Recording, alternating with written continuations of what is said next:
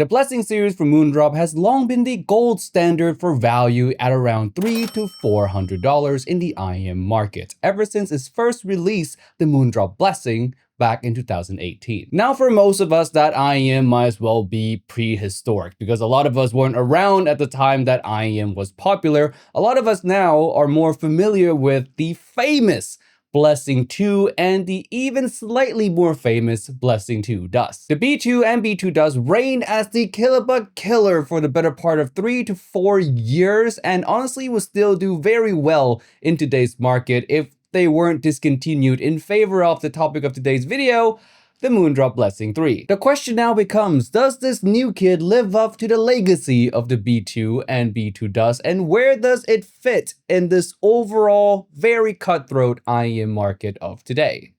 Let's find out. Now, before we talk about the sound, let's talk about what's in the box! What's in the box? Is that meme too old for some of you guys out there? Now, what you get with the Blessing 3 is honestly not much. 3 pairs of silicone ear tips, a rather large carrying case, and cable that only comes in a 3.5 termination, and that's about it. Now, on to the build of the Blessing 3. It has a 3D printed resin shell with a CNC'd metal faceplate. Now, the shell themselves are translucent, so you can see the drivers inside. You can see this little blue enclosure for the dual isobaric DD configuration. This thing handles the bass, and you can also see the mids and high BAs that are near the nozzle. For me, this is definitely one of the prettiest looking translucent shell on the market today. Now, with all of that out of the way, let's finally jump into the sound, starting with the tuning. And the Blessing 3 can be described as a neutral with excitement. It has the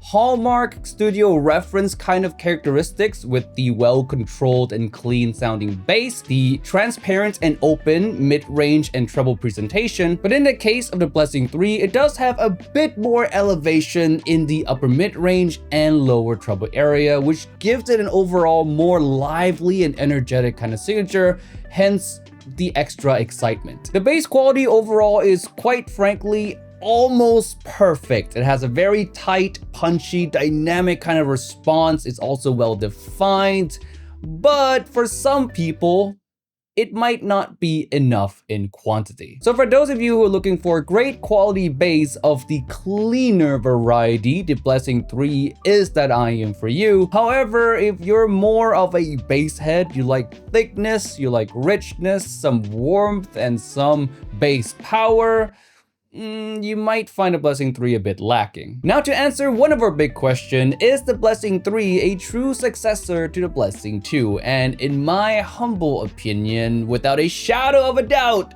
yes. The Blessing 3 has a more natural sounding timbre and better bass dynamics and an overall more pleasing and cohesive signature than the Blessing 2, all while sounding just as technical as the Blessing 2. So yes, an upgrade, at least in my opinion. Versus the Blessing 2 Dust, on the other hand, the Blessing 3 comes across as a cleaner and slightly bit more technical side grade. Now, as for the Blessing 3 standing in today's market, it is a great choice for those of you who love a studio referencey neutral kind of sound, but with a bit more excitement on top. Kind of similar use case as the Alpha Performer 8. Now, between the two, the Alpha Performer 8 is gonna have a bit more of a fuller kind of mid-range and vocal profile, whereas the Blessing 3 is going for that very clinical and much cleaner approach.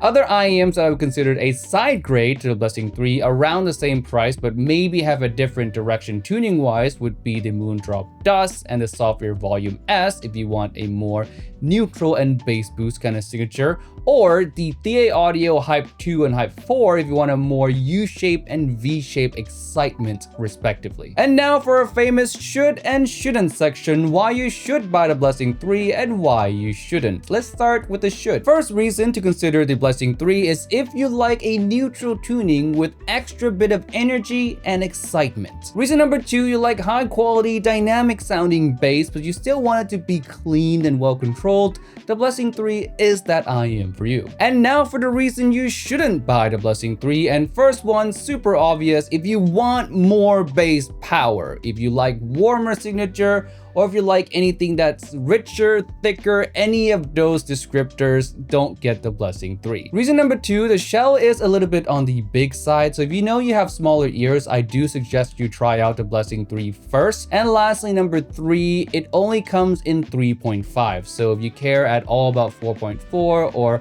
interchangeable cable, the Blessing 3 doesn't have that. You're gonna have to get aftermarket cables. But hey, that's just my one man's opinion on the Moondrop Blessing 3. Absolutely still a contender in today's market. But if you want to form your own opinion, of course, you can do so at the Hangout. We're located at 200 Southbridge Road, level 1 in Chinatown. Come on down, ask for the Blessing 3, and compare it to hundreds of other IEMs we have available for demo. But if you're not fortunate enough to be in Singapore, but you feel like the Blessing 3 is that IEM for you, then why not consider purchasing from us at Hangout.audio or online retail store. We ship globally and for free on orders over $30. And with all of that being said, remember friends, if it's not on the list, it doesn't exist. See you next week.